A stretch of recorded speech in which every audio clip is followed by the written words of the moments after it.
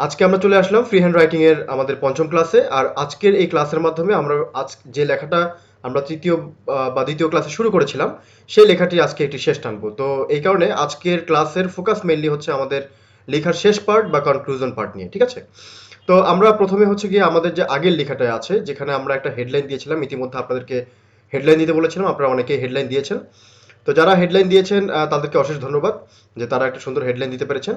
তো এখন আমরা দেখছি যে হেডলাইনের পরে আমরা একটা ইন্ট্রোডাকশন দিয়েছিলাম, সেই ইন্ট্রোডাকশনটা আমরা এখন দেখতে পাচ্ছি, এবং ফাইনালি আমরা বডি পর্যন্ত গিয়েছিলাম, মানে একটা হেডলাইন দিয়েছিলাম, হেডলাইনের পরে হচ্ছে কি একটা ইন্ট্রোডাকশন, এবং এরপরে হচ্ছে কি আমরা একটা বডি পার্ট ইউজ করেছি। তো আমাদের এই পুরো লেখাটি ছিল একটি মেয়েকে নিয়ে। তো এই মেয়েকে নিয়ে আমরা একটা লেখা লিখছি। আমি এখানে এই হেডলাইনটি দিয়েছি পুয়ার গার্ল, আপনারা আপনাদের মতো করে একটা নাম দিয়েছেন। তো এখানে যে পুরো লেখাটি আছে সেটা পুরোটা পড়ি, তারপরে হচ্ছে আমরা পরের যে অংশটা আছে সেটাতে চলে যাই। তো এই পুয়ার গার্ল হেডলাইনের যে ইন্ট্রোডাকশনটি ছিল সেটা হচ্ছে কি, this is the story about a girl name Rekha. She is 15 years old. Her father is a farmer. She lives with her family. She lives in a small village named Gopalpur. এরপরে যে body পার্টটা ছিল সেই body পার্টটা ছিল এরকম: after taking breakfast she goes to school in the morning, she reads in class 10, she is better than any other student in the class, she never misses her class and does homework regularly. Okay, তাহলে এই দুটো part মিলে আমাদের ছিল হচ্ছে যে পুরো লেখাটি, এই তিনটি পার্ট মিলে, সরি, হেডলাইন, ইন্ট্রোডাকশন এবং বডি। এখন আমরা এটার একটা কনক্লুশন টানবো। তো কনক্লুশন টানতে হলে আমাদের প্রথমেই এই লেখাটির কনক্লুড করতে হলে আমরা কিছু লিঙ্কার্স অ্যাড করব। হ্যাঁ, এই লিঙ্কার্সগুলো কি কি হতে পারে আমরা একটু এখানে দেখি যে কি কি ধরনের লিঙ্কার্স হতে পারে। যেমন হতে পারে লাস্টলি, সর্বশেষ বা সবশেষে। তারপর আমরা ব্যবহার করতে পারি হচ্ছে ফাইনালি। এরপরে আমরা ব্যবহার করতে পারি হচ্ছে ইন কনক্লুশন, অর্থাৎ উপসংহারে। তারপরে আমরা ব্যবহার করতে পারি হচ্ছে কি টু সাম আপ, এক কথায়। এরপর আমরা ব্যবহার করতে পারি হচ্ছে কি ইন সামারি, উপসংহারে। এবং এবং আমরা ব্যবহার করতে পারি হচ্ছে অ্যাট লাস্ট। তো ডিয়ার ভিউয়ার্স, আপনারা যারা আছেন তারা এই কয়টি লিঙ্কার্স, যেগুলো আপনি মানে কোনো কোনো কথা বা লেখা যখন আপনি শেষ করবেন তখন সেটাকে সামারাইজ করার জন্য এই কয়েকটি লিঙ্কার্স আপনারা চাইলে ব্যবহার করতে পারেন। আমি আবারও বলছি: lastly, finally, in conclusion, to sum up, in summary, at last. এই কয়েকটি যেটির সাথে সামঞ্জস্য আমাদের যে মানে শেষটি হবে সেটি আমরা টানার চেষ্টা করব। তো লিঙ্কার্সের ব্যবহারটা খুবই গুরুত্বপূর্ণ। এর আগেও আমি আপনাদেরকে বলেছি, ফ্রি হ্যান্ড রাইটিং করতে হলে আমাদের যে কয়েকটি ইম্পর্টেন্ট বা গুরুত্বপূর্ণ টুলস আছে তার ভিতরে লিঙ্কার্স বা ট্রানজিশন ওয়ার্ডগুলো অবশ্যই আমাদের শিখতে হবে। এগুলো না হলে আমাদের একটা লেখা পরিপূর্ণ কিন্তু আমরা লিখতে পারবো না, এবং এটার যে মানে লেখার ভিতরের যে একটা যশ বা একটা টেস্ট, এটা আসলে লিঙ্কার্স ছাড়া হারিয়ে ফেলবে। ঠিক আছে? তো আমরা সরাসরি কনক্লুশন পার্টে চলে যাই। আগের লেসনের যে আগের লেসনের যে কনক্লুশন পার্ট সেটাতে আমরা চলে যাব। এখানে দেওয়া আছে যে কনক্লুশন লাস্টলি, দেখেন, lastly I can say that she is the best girl in her class. আগের যে দুটো লেখা তার সাথে যদি আমরা সমন্বয় করি, lastly I can say that she is the best girl in her class. One day she will be the pride of Bangladesh. One day she will be the pride of Bangladesh. এখানে প্রাইড, এখানে যে কয়েকটি ব্লু কালারে দেওয়া আছে সেগুলো হচ্ছে যে মূলত আমাদের মেনলি গ্রামাটিক্যাল ফর্ম। যেমন এখানে আমি সে ইউজ করেছি কারণ ক্যানের পরে সে ইউজ করেছি।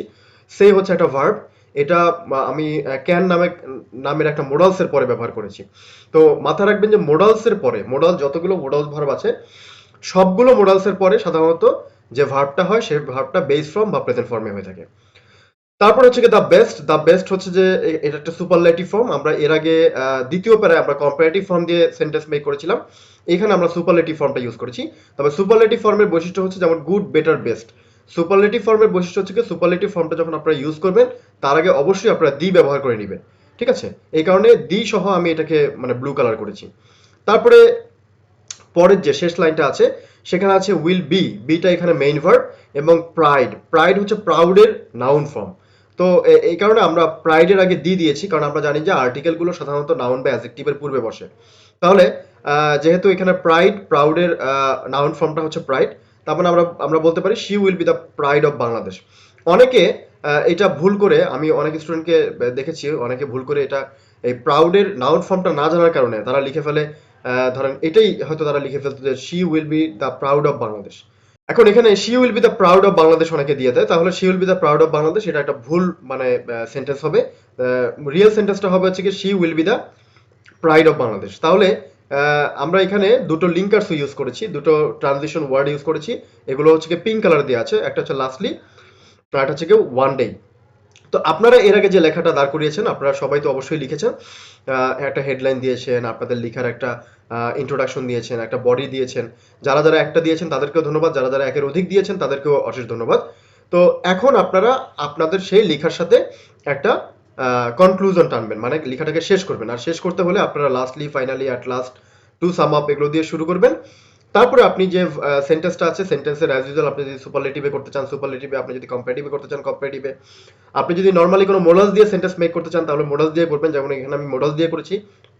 এবং ফাইনাল সেন্টেন্সটা আমি করেছি হচ্ছে গিয়ে মানে ফিউচার টেন্সে। তো এর আগের যে প্যারা দুটি সেই প্যারা দুটি আমি করেছিলাম হচ্ছে প্রেজেন্ট ইনডিফিনিট টেন্সে। কিন্তু যেহেতু এখানে আমি তার জন্য তার ভবিষ্যতের জন্য কিছু একটা আশা করছি বা স্বপ্ন দেখছি বা ভবিষ্যৎ নিয়ে কথা বলছি, এই কারণে আমি উইল ইউজ করেছি, মানে ফিউচার ফর্মটা বোঝাতে আমি উইল ইউজ করেছি। ঠিক আছে, তো এই হচ্ছে মোটামুটি আমাদের কনক্লুশন। এখন যদি আমরা পুরো লেখাটা যদি আমরা একটু দেখি তাহলে পুরো লেখাটা কি হতে পারে। দেখেন পুরো লেখাটা আমি মোটামুটি এখানে আপনাদের সুবিধার জন্য পুরো লেখাটা এখানে দিয়ে দিয়েছি। আমি পুরো লেখাটা আবার আপনাদেরকে পড়ে শোনাবো, আপনারা আপনাদের লেখার সাথে মিলিয়ে কনক্লুশন পার্টটা দিবেন। দেখবেন এই লেখাটা কত সুন্দর আমাদের কাছে, কত সুন্দরভাবে ছোট একটা লেখা উপস্থাপন হয়ে গেল। প্রথম টপিকটা হচ্ছে কি a poor girl. This is the story about a poor girl. This is the story about a girl named Rekha. She's 15 years old. Her father is a farmer. She lives with her family. She lives in a small village named Gopalpur.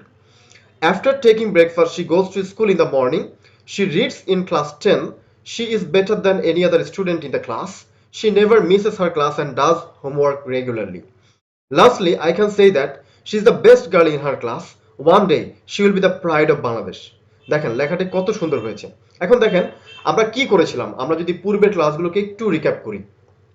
তো এর মধ্যে আমি একটু বলে নিই, যদি আপনি আমার এই ভিডিওটি প্রথম ভিডিও হিসেবে দেখে থাকেন তাহলে আমার এই ভিডিওটির আগে পূর্বে আরো 4টি ভিডিও আছে, এগুলো দেখে যদি আপনি এই ভিডিওটি দেখেন তাহলে সবচেয়ে বেশি ভালো হবে। কারণ সেই ভিডিওতে এই লেখার পূর্বের অংশগুলো আমরা পাবলিশ করেছিলাম এবং শুরু থেকে এটা কিভাবে দাঁড় করানো যায় সেটা আমরা পাবলিশ করেছিলাম। তো যাই হোক, আমরা যারা আমার রেগুলার এই ক্লাসটি করছেন বা এই ভিডিওটি দেখছেন তাদের উদ্দেশ্যে বলা, সেটা হচ্ছে আপনাদের মনে আছে কিনা আমরা প্রথম শুরু করেছিলাম হচ্ছে কি একটা ভার্ব নিয়েছিলাম, সেই ভার্বটা ছিল গো। গো নিয়েছিলাম, এটা দেখেন মাঝখানে আমি এটাকে একটু ইতালিক করে দিয়েছি প্লাস বোল্ড করে দিয়েছি। গো দিয়ে তারপরে সেন্টেন্স মেক করেছিলাম শি গোজ টু স্কুল, তারপরে এটার সাথে একটা টাইম যোগ করেছিলাম she goes to school in the morning. এরপর এটার সাথে একটা ফ্রেজ যুক্ত করেছিলাম after taking breakfast she goes to school in the morning. এইখান থেকে মোটামুটি আমরা পরে একটা বডি সাজিয়েছি, বডির সাথে সামঞ্জস্য রেখে আমরা পরে একটা ইন্ট্রোডাকশন দিয়েছি, বডি এবং ইন্ট্রোডাকশনের সাথে সামঞ্জস্য রেখে আমরা পরে একটা হেডলাইন দিয়েছি এবং হেডলাইন, ইন্ট্রোডাকশন এবং বডি পার্টের সাথে সামঞ্জস্য করে আমরা কিন্তু একটা কনক্লুশন পার্ট দিয়েছি। তো এটা জাস্ট আমি আপনাদেরকে দেখালাম যে আসলে কিভাবে আমরা একটা ওয়ার্ড থেকে পুরো একটা লেখা দাঁড় করতে পারি।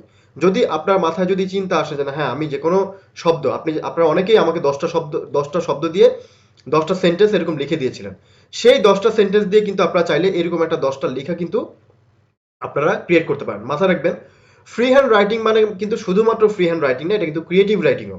তার মানে আপনাকে কিন্তু আপনার সৃজনশীলতা, আপনার চিন্তা শক্তিকে কাজে লাগিয়ে কিন্তু আপনাকে লিখতে হবে। তো যাই হোক ডিয়ার ভিউয়ার্স, আপনাদের জন্য যেটা হোমওয়ার্ক থাকবে, আপনারা ইতিমধ্যে আমাকে বডি পার্ট পর্যন্ত যে লেখাটা দিয়েছেন সেটা কনক্লুশন পার্ট শেষ করে অবশ্যই আপনারা একটু কমেন্টে সবাই লিখবেন। তো আমি আগেই বলেছি যে শুধু ভিডিও দেখলে হবে না, শুধু ভিডিও নির্যাস নিলে হবে না, এটাকে কিন্তু কাজে লাগাতে হবে। এটাকে যদি আপনি কাজে লাগাতে না পারেন তাহলে আপনার যে স্কিলটা আপনি আশা করছেন সেই স্কিলটা হবে না। হয়তো এখানে অনেকে অ্যাডভান্স লেভেলে থাকতে পারেন, চিন্তা করতে পারেন যে এত সাধারণ একটা লেখা আমাকে দিয়ে প্র্যাকটিস করানোর তো কোনো মানে হয় না। এখন দেখুন, আপনি যদি অ্যাডভান্স লেভেলের হয়ে থাকেন তাহলে হয়তো এখানে আপনার ক্ষেত্রে আমার কিছু বলার নেই, আপনি আপনার মতো করে বাসায় লেখা প্র্যাকটিস করে যান। তবে আপনি যদি খুবই মানে পুয়ার লেভেলের একজন ইংলিশ ইউজার হয়ে থাকেন তাহলে সেক্ষেত্রে আমি আপনাদেরকে বলবো যে আপনাদের ক্ষেত্রে, আপনাদের জন্য এই ধরনের লেখা, এই ধরনের যে ওয়েট সেটা আপনাদের জন্য অনেক বেস্ট হবে। এখানে আপনারা ফলো করবেন, আমার যে লেখাটা আছে সেই লেখায় ফলো করবেন, আমি কি ভার্ব ইউজ করেছি, কি লিঙ্কার্স ইউজ করেছি, তারপর হচ্ছে গিয়ে কোথায় কোথায় আমি দাড়ি কমা বা পাংচুয়েশন বসিয়েছি, ঠিক আছে, তারপরে কোনো স্পেলিং মিস্টেক করেছি কিনা, হ্যাঁ এই জিনিসগুলোকে খেয়াল করে আপনিও আপনার লেখাটাকে সুন্দরভাবে দাঁড় করানোর চেষ্টা করেন। তো যাই হোক ডিয়ার ভিউয়ার্স, আগামী দিন, আগামী অর্থাৎ ষষ্ঠ ক্লাসে আমরা নতুন আরেকটা জিনিস শিখবো এই ফ্রি হ্যান্ড রাইটিং এর উপরে, এবং সেই জিনিসটা খুবই ইম্পর্টেন্ট। তাই নেক্সট ক্লাসটা কেউ মিস করবেন না। আর যারা এই ক্লাসটি নতুন ক্লাস হিসেবে দেখছেন তারা পূর্বের ক্লাসগুলো দেখে এসে এই ক্লাসটি দেখলে তাতে আপনি সবচেয়ে বেশি বেনিফিট পাবেন। যাই হোক, যদি ভিডিওটি ভালো লাগে থাকলে বন্ধুদের সাথে শেয়ার করতে ভুলবেন না। আর আপনি আমার চ্যানেল নতুন হয়ে থাকলে অবশ্যই চ্যানেলটি সাবস্ক্রাইব করে দিবেন। তো সবাইকে ধন্যবাদ। সবাই ভালো থাকবেন, সুস্থ থাকবেন। Thank you very much.